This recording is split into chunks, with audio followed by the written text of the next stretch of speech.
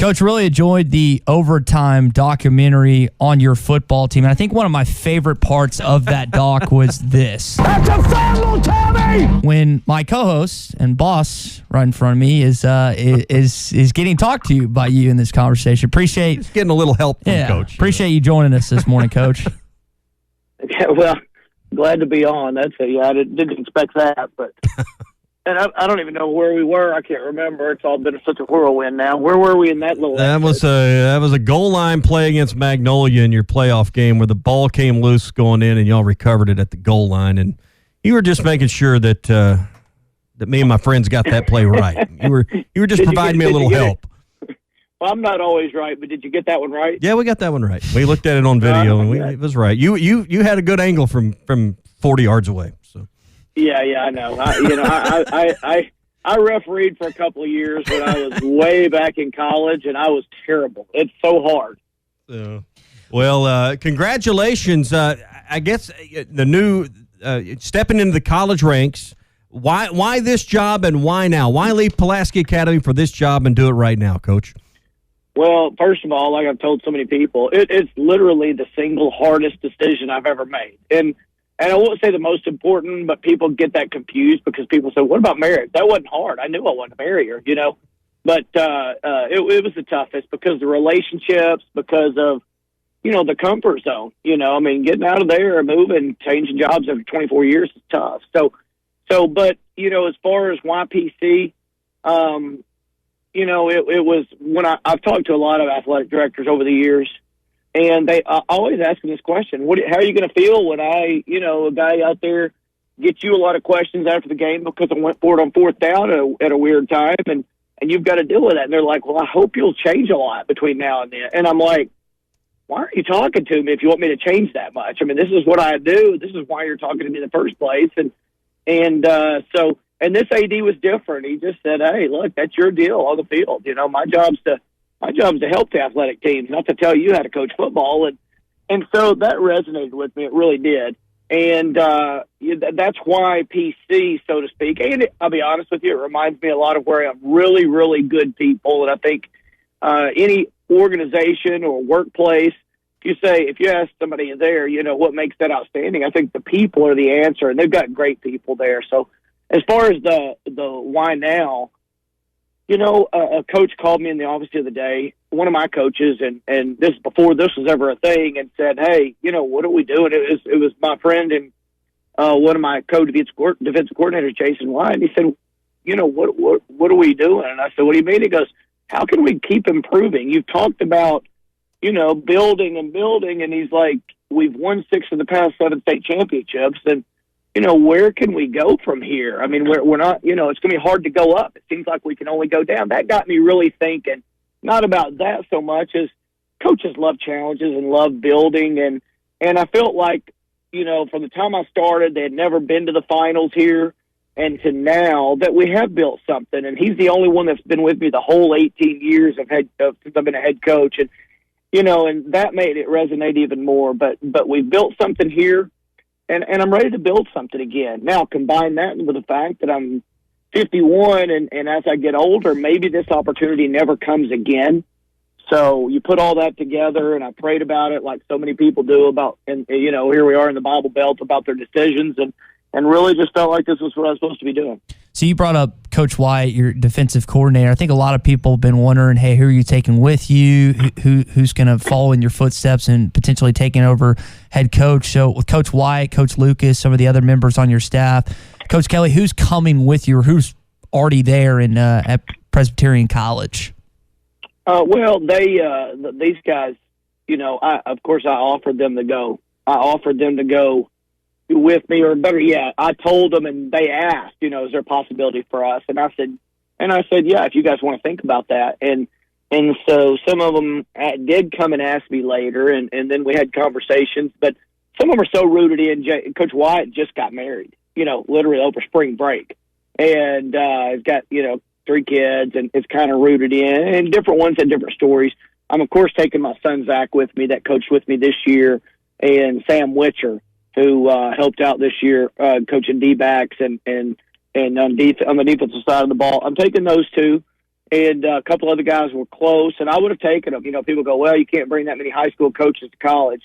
And I'm just a believer in coaching's coaching, and I've talked to Coach Malzahn about some things, and I talked to Coach Belichick and asked them about it. They said, look, coaching is coaching. You think a guy's a good coach, it's somebody to bring in that don't worry about any part of that. But I ended up bringing 2 with me, and then I'm glad, I guess I should say, that those other guys are rooted in, because it makes it better for the kids that are at PA here to have more guys on staff that they're in touch with. Coach, you brought up your son Zach. He played for you as an OBU grad and is now back coaching with you. And that was, I'm friends with a lot of guys that played on your teams growing up. And one of the things they always told me when I asked about it, it's like, is Coach ever going to move on? He said, there's a chance, but only after Zach graduates and leaves. And correct me if I'm wrong, I think your daughter's graduated from PA as well. Is that kind of what held you there for Pulaski Academy, is kind of till your children graduated, and then after you felt like it was potentially time to take that next step in the coaching realm? Well, that was a factor. It actually is a little bit worse than it should be, because my daughter's actually going to be a senior.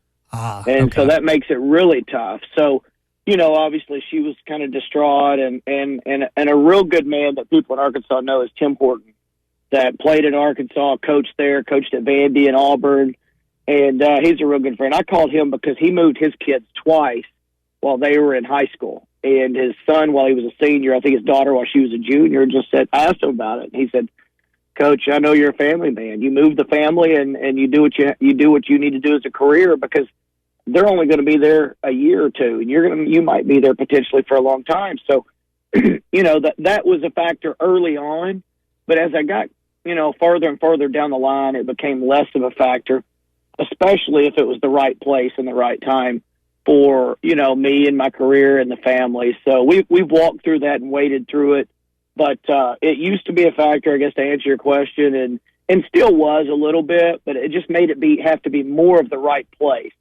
And this kind of turned out to be that. Kevin Kelley with us here on the Morning Rush. Of course, you're famous for the onside kicks, no punting, going for it on 4th down. For those that maybe not have followed your program as closely, unconventional stuff. You touched on it earlier, but how do you make this translate? How do you take your philosophies that have built so much success and make them work at the next level? Well, you know, let me say something first. You know, people do. They talk about. You said you know, you're known for onside kicks and not punting and that kind of stuff. And let's be honest. If we're not winning, then that stuff is not known. It doesn't matter. So hopefully there's a lot of good football down there. I feel like our coaching staff at PA has been magnificent, and the buy-in by the players and stuff has been great too. All that factors in, or you don't know any part of any of it. And I'm proud of that. I'm really proud of what our staff has been able to do. I mean, it's tough every year to get kids every year as they come up from junior high, because they don't play exactly the same style down there. I mean, it's close. You know, I have to tell Coach Luke, because he's the head junior high coach, you know, he'll say, do I have to go for it here? And I'll be like, Anthony, you don't have to do anything. You know, you can punt if you want to. But I've enjoyed, I mean, and I take pride in our coaches getting our kids to buy in and getting the defense to buy into trotting out there, and not just going, hey, this is something you have to do. You only got 20 yards to defend sometimes, but to be jacked and go, we're the only ones that get to defend 20 yards, and then go out and play good football. And I'm proud of that, and it is a thing. And translating to the college level, again, that's something I talk to guys on both levels above us about in college, the NFL, and said, you know, what do you guys think? And again, they said, look, it's about leadership.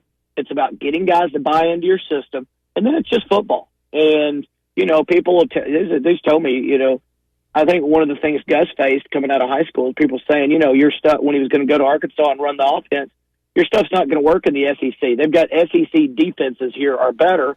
And his response was a great one, and one that I've carried with me for a long time. Well, I'm going to be playing with an SEC offense, not the guys from Springdale High, you know, until they're older, you know, that kind of thing. And that makes sense to me. So, you know, I think there's a lot to it. Most of the stuff is numbers based off college anyway. And people don't know the behind the scenes. So much of what we base on analytics and numbers, just to give us a 1% edge there, a 4% edge there. just the decisions and the things you're working on. So I think it translates well. And, if not, epic fail, and I'll be down here looking for an assistant job somewhere. So I guess people keep that in mind. I kind of doubt the assistant job part. Yeah, but I think you're going to have great success. Coach, thanks for some time this morning with us. I appreciate it. Sorry I'm such a talker. Y'all should have cut me off so y'all could ask whatever you wanted to. I'm a rambler. But I appreciate you guys having me on. Real quick, what are you most proud of in your time at PA? Is that the championships, the people? Real quick, what's that? No, by far and away, that's a really good question. I mean, of course, we're proud of the championships, but not because of the championships themselves, but because it's so hard, and coaches can tell you at every level, it's so hard to get everybody to buy into a vision so much that they're able to commit so much time and effort and dedication, and then stay with it for such long periods of time. And then I'm even more proud of the kids that came along and had to do that while everybody was gunning for them, because it really is, something that's difficult. And I'm proud of, hopefully, the example we set as coaches. I pride myself on getting good men as coaches, and we're good role models, and no profanity at practice and games and that kind of stuff. And I think we did it the right way. And I'm really, really proud of that. And what I'm most proud of is, like, one of you mentioned earlier, friends with some of the guys that played for us, are turning out good men. I mean, I think we've got 26 guys right now that are doctors that have played since I've been the head coach here, and that kind of thing. And not just the doctors. We've got firemen, policemen, teachers, and coaches.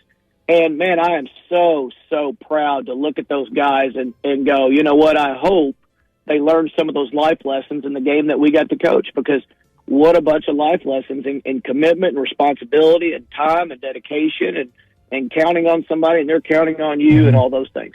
Coach, appreciate your time this morning. Best of luck out in Clinton, South Carolina, okay? Thank you, guys.